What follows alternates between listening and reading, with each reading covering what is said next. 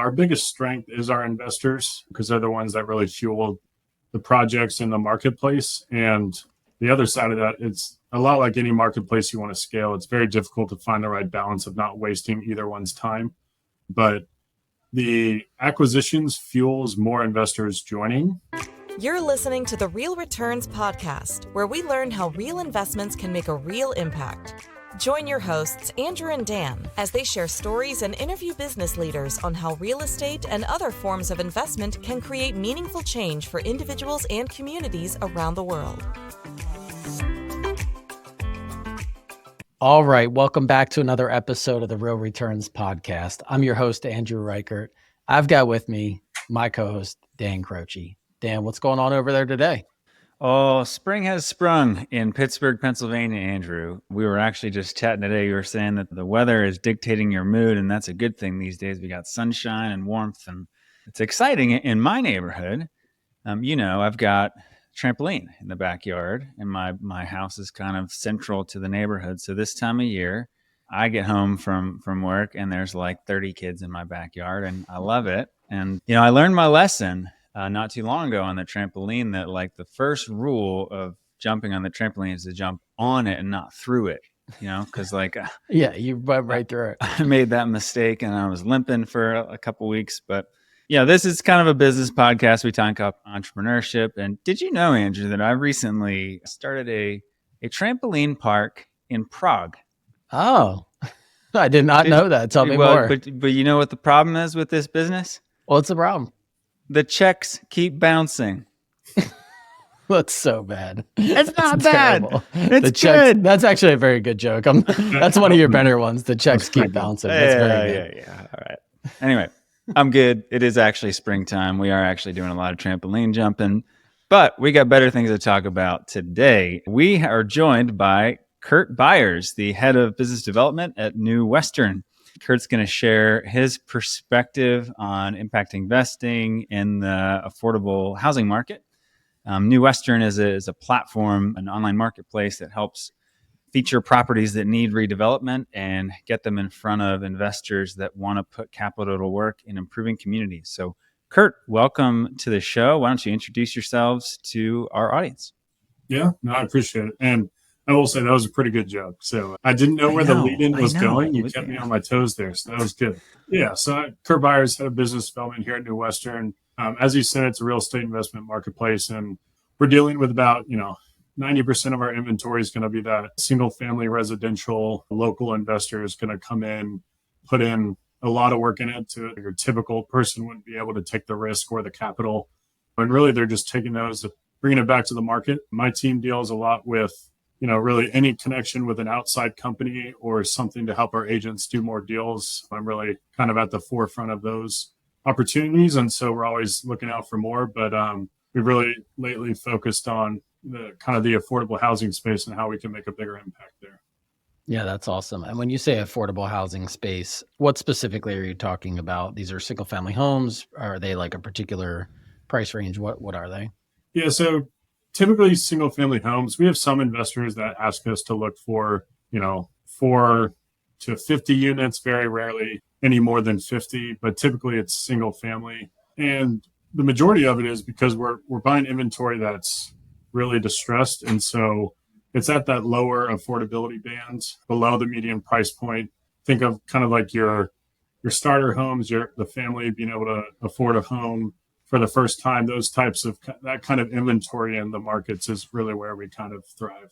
Yeah, no, that makes sense. And what's the demand for that kind of stuff? Is there a lot of inventory of those kinds of houses in the country?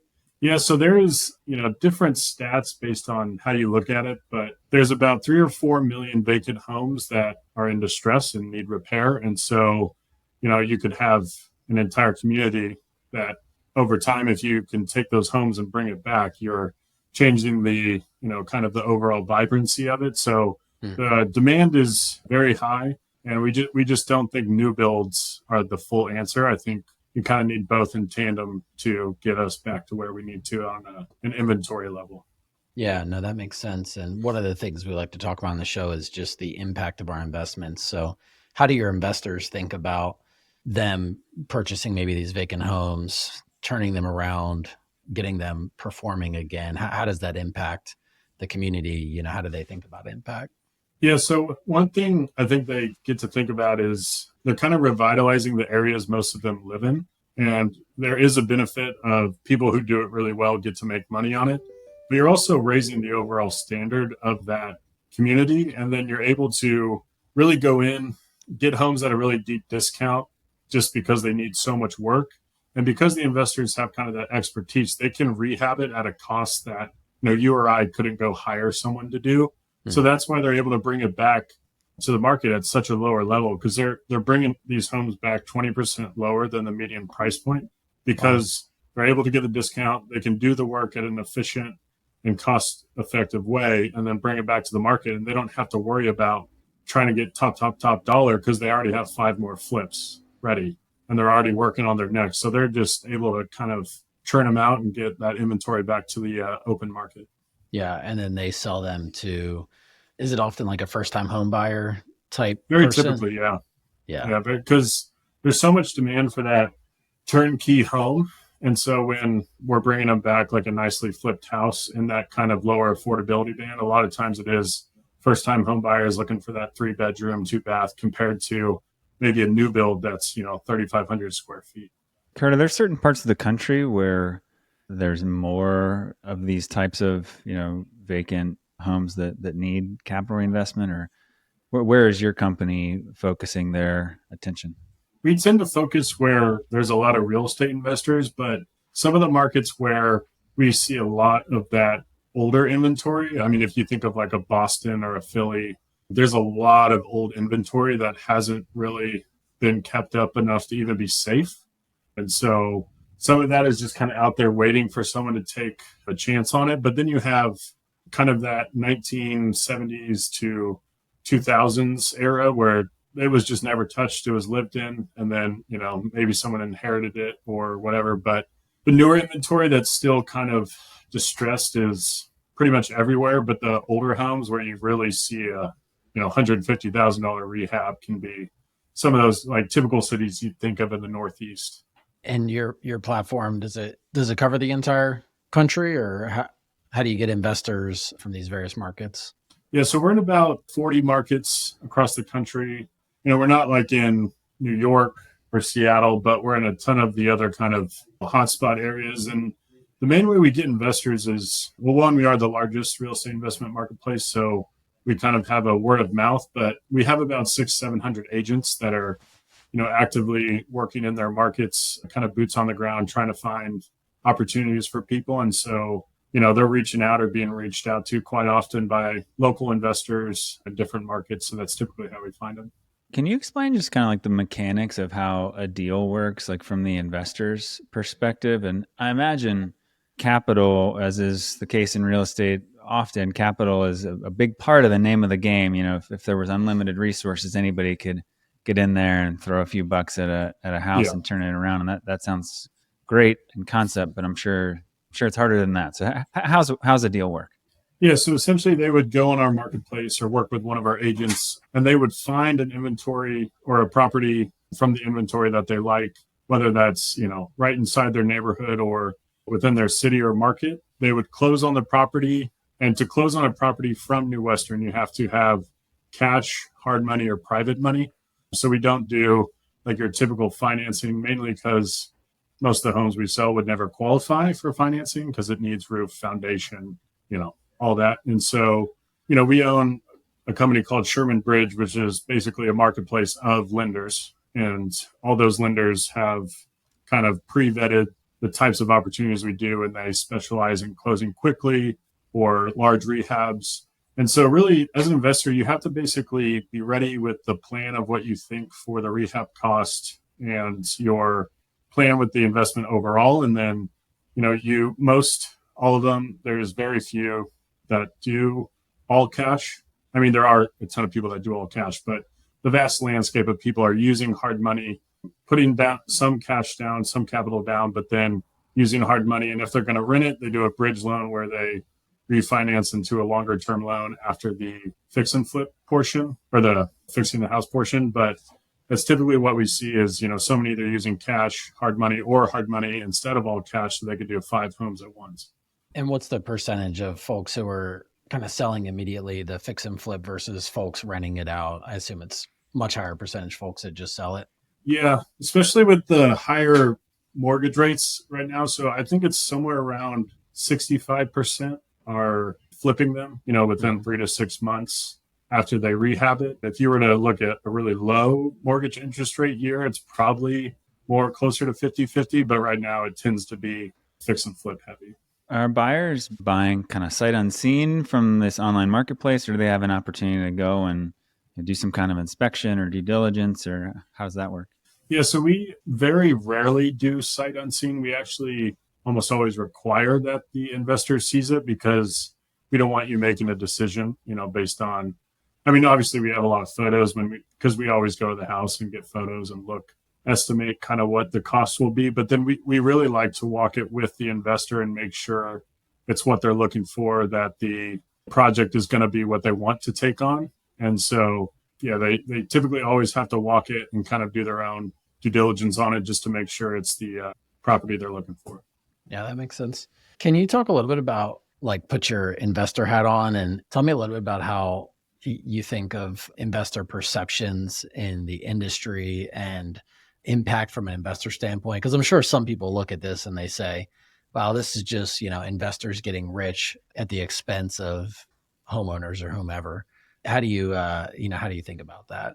Yeah, I think there's a lot of different industries out there where there's a collection of people who are really flashy online that make it look, not so ideal for other people. And so I think from an outside perspective, you have to kind of take a look at what the industry really has gone after, like Wall Street landlords who are private equity companies owning a ton of houses versus these kind of mom and pop fix and flip local investors who are doing, like some people on our platform are doing 2 or 3 a year and they're still working a 9 to 5. It's not like they're, multi-billionaires on yachts. It's very much so like it's something they really enjoy and they've, taken some corporate skill and applied it to managing a fix and flip, or they've, build a rental portfolio over time. And I think, everyone thinks everyone should own a home, but it's not everyone's best interest at that time to always own. Sometimes renting is best. And I think what some people don't realize is all the people maybe saying like, oh, they're just getting rich off of it, would never take the risk to put $150,000 of rehab into a home because they would have never walked in to that house. It might be falling apart. There might be needles, there might be a dead body. Like it's just something you don't understand how distressed the homes are. And it could be, 2 minutes away from a bunch of really nice homes. Just no one's touched that home in 25 years. And so there's a lot of risk that goes into it. So I think, some reward for the risk is, I don't really think that's a bad thing at all. Because otherwise there'd be no incentive, Yeah, it makes a ton of sense. How many of your investors, if you had to say, are full-time investors versus they've got some other job? That's a good question. I would love to do a poll on our investors on that. I'll add that. We do a twice a year poll. So I'll add that to the next one. But it's probably like 70% are probably full-time just because they're trying to do quite a few. No, that sounds high. You know what? I'm gonna get back with you on that one. But it's probably 60-40. Okay. Would be my guess. Yeah, interesting.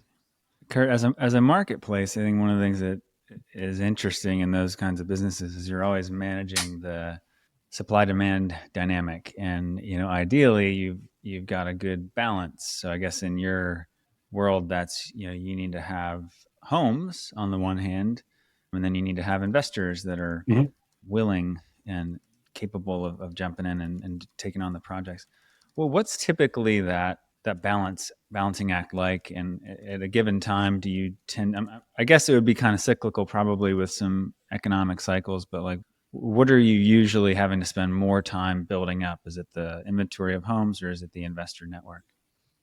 It's a good question. I'd probably say our biggest strength is our investors because they're the ones that really fuel the projects in the marketplace. And the other side of that, it's a lot like any marketplace you want to scale. It's very difficult to find the right balance of not wasting either one's time. But the acquisitions fuels more investors joining. The more opportunities, the better opportunities you have in there, you'll get a higher investor activity and return. But if you don't supply the investors, you won't be able to acquire as many properties, because you can't acquire too many, because then you're just basically sitting there with either too much inventory or inventory that is wasting the time of someone where they could have, been bought by someone else. And we're very careful about trying not to take on opportunities we're not going to be able to find the right investor for. Yeah, makes sense. Well, I think that is about all the time we have today for the interview portion, but it was really interesting learning about what you do. I was actually just talking with a friend last week who was describing your business and saying, I think someone should make a business like this. And like, I might have to tell him, I might have to send him your website. Somebody already had that good idea, it seems. But hey, we'll jump into our lightning round here, which will give our audience a chance to learn a little bit more about you individually, Kurt. Okay. So with that, what would you say is your biggest win, whether personally or professionally? It's a good question. I think probably the fact that I went from being a speech language pathologist major in college to where I am now. I kind of used the communication aspect skills of that, and then just kept working my way to a job I'm really passionate about. And then at the job, there's a couple of partnerships that I've grown like 200 or 300% since I've started. And so it's started to kind of snowball. But yeah, I think just the career path I've taken at the same time of having an amazing wife and 3 kids under 5, I think it's really just been a very cool 10 years to look back on as an overall win, and then just parlayed that into a very cool work situation for myself. So very cool. Yeah. And it's a very impactful one that you're doing a lot of great things in our country for housing affordability. How about your favorite movie? Oof. Favorite movie. I'd probably have to say what I think is more along the lines of like the best movie is like a Shawshank Redemption type. But my favorite movie is probably in that Will Ferrell era. It would probably change based on the mood or who I'm watching it with, but somewhere in that kind of 2010 era of movies, it's really hard to pick, but they're just, I don't know, they're hard to beat. Can't really make them anymore. But yeah, that's probably right there. I don't know if I could choose one, but one of those. I know the genre well. I'm a little bit distanced from it these days, but I probably need to dust off some of those oldies but goodies. But cool. How about a favorite food? Ooh, favorite food, I'd have to say like a medium or a rare plus ribeye with blue cheese, a Caesar salad, and a tequila martini with my wife at a steakhouse while the kids have a babysitter. That is easily my favorite meal right there. I love that. Very answer. Specific. It is very specific because it's like every time I've had that opportunity, it's the best meal. So it's like, I would just go back over and over. That or an omakase experience, but probably the steakhouse. So I bet you got some good ones down there in Dallas too. So yes, no shortage of that. That's for sure. How about a current growth edge for you, a way that you're trying to grow or improve yourself, either personally or professionally? Lately, I've really taken the opportunity to kind of try and expand even what I was maybe asked to do or thought I would be doing, and just kind of listening to the needs of what people say and then finding that opportunity for them. Whether it's my wife mentioning something and then I, kind of have it show up on the doorstep, or figuring out a new way to coordinate our family calendar. My wife handles most of that, but it's just, I've been trying to think of ways to help when I'm not being asked. And the return on it is just so high because it's more of a nice thing to do without like them being like, hey, can you get this done? I wasn't even asking you to do that or thinking someone would do it for me. And then it, shows up at their doorstep, or I can bring it to, our executive team or something. So probably listening and then just kind of acting on it instead of waiting to get instruction has been kind of my latest thing that's really, I felt like, giving me an edge. That is beautiful. I'm going to make sure my wife does not listen to this episode, otherwise her expectations are going to be through the roof. Way up. No, honestly, that is wise and something I think I can definitely learn from. So, and then Any A+ content you're taking in these days? Any books, podcasts, any kind of materials that you're taking in that are shaping you? I try and listen to quite a big variety. Since I didn't come from the real estate industry, I'm kind of always trying to learn different sides of it.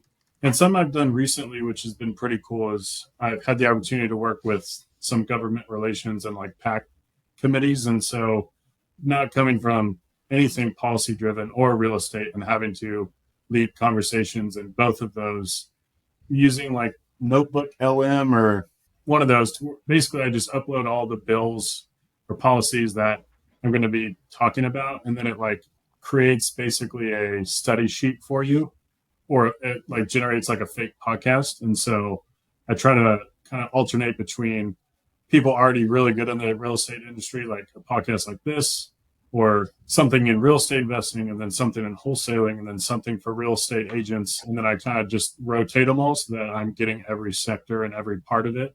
And then I'm trying to find stuff on my own through my own research and kind of AI my way into learning it. Smart. That's the way to do it. Yeah. And last one for you. How can our audience connect with you and learn more about what you guys are up to at New Western? Yeah. So you connect with me through LinkedIn for sure. I'll reply to messages and trying to help as best as I can. If you're on the side of trying to sell a property, whether like a wholesaler, an agent, or a seller, you can go to our website and click sell. And if you're looking to buy properties, go to newwestern.com as well. And you'll basically get connected with our best agents after you fill out the form. So, always happy to help on that front. Awesome. Well, thanks so much for being on the show, Kurt. Really interesting space that you guys are playing in. I think you're adding a ton of value, connecting those investors to really those vacant properties and those properties that need some TLC. And I think that has a lot of impact in this world. So grateful for the work you're doing. Thanks for being on the show. Thanks to our listeners for listening in, and we'll catch you all next time. Thank you for joining us for this episode of the Real Returns Podcast. We hope that you learned something new about how you can invest to make a lasting impact on those around you. Please be sure to subscribe to our show wherever you listen to your podcasts, leave us a review, and share about us on social media. We hope you will join us for our next episode, where we will be continuing the conversation around impactful real estate investing.